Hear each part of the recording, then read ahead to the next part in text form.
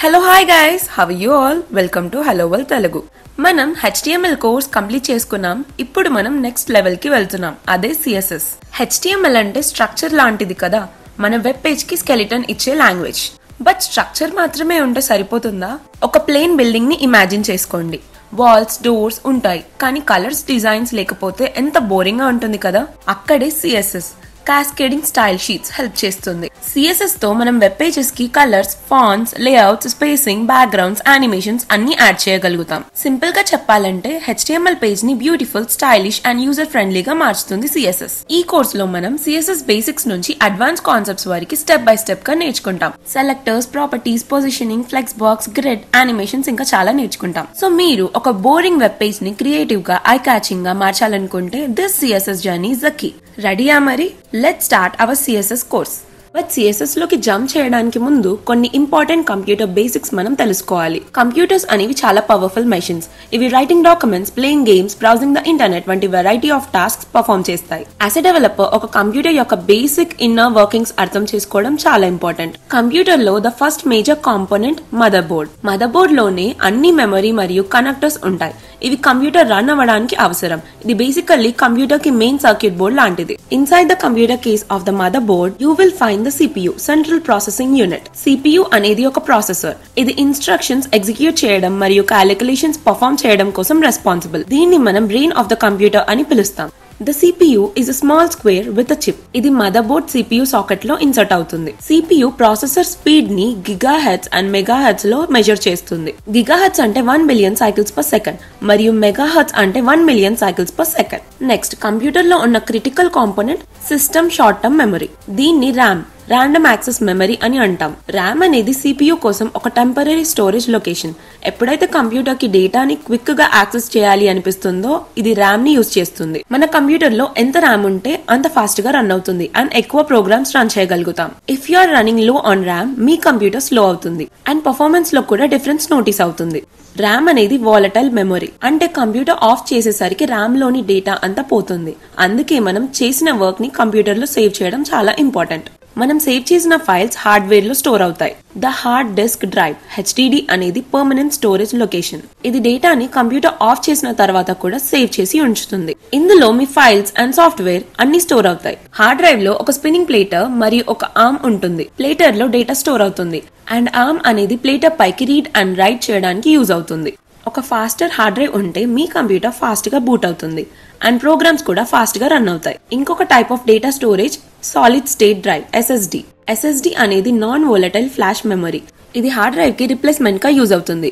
SSDs fast మరియు smaller గా ఉంటాయి, కానీ హార్డ్ డ్రైవ్స్ చీప్ గా ఉంటాయి మరియు ఎక్కువ స్టోరేజ్ కెపాసిటీ కలిగి ఉంటాయి.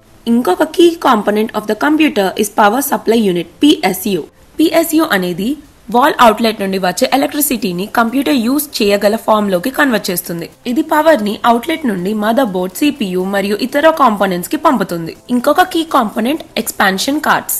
ఇవి మదర్ బోర్డ్ లో ఇన్సర్ట్ చేయబడతాయి. తర్వాత కంప్యూటర్ కి అడిషనల్ ఫంక్షనాలిటీ యాడ్ అవుతుంది.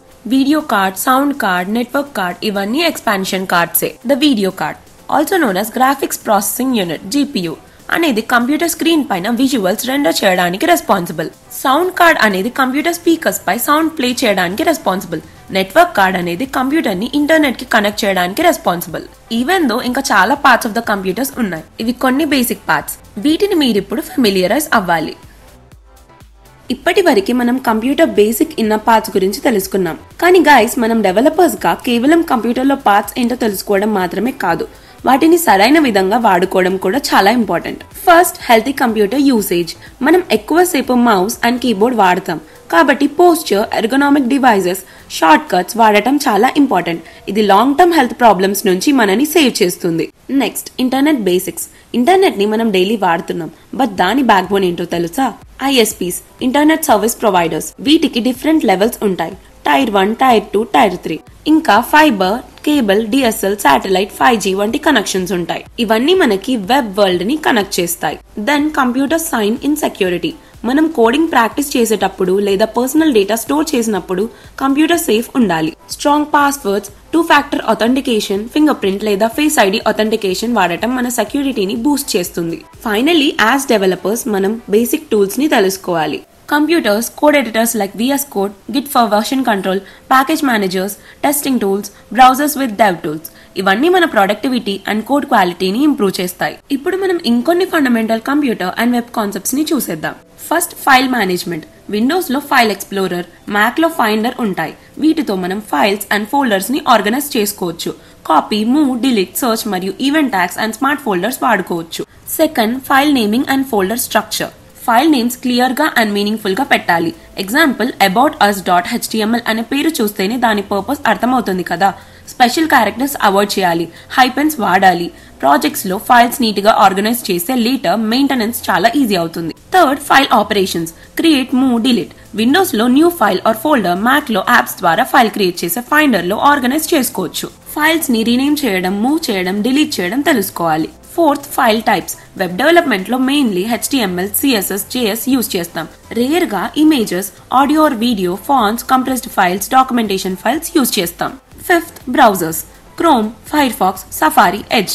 వీటితోనే మనం వెబ్ పేజెస్ ఓపెన్ చేస్తాం. ప్లస్ డెవ్ టూల్స్ ఉండటం వల్ల డెవలపర్స్ కి డిబగ్గింగ్ ఈజీ అవుతుంది.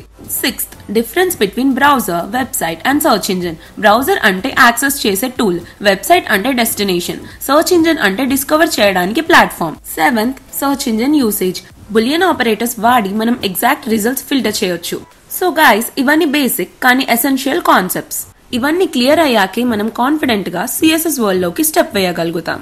So let's continue our CSS journey and learn how to make our web pages beautiful and interactive in next coming videos. Until then, మీకు ఈ video నచ్చినట్టయితే like చేయండి, share చేయండి and hello world Telugu YouTube channel ని subscribe చేసుకోండి.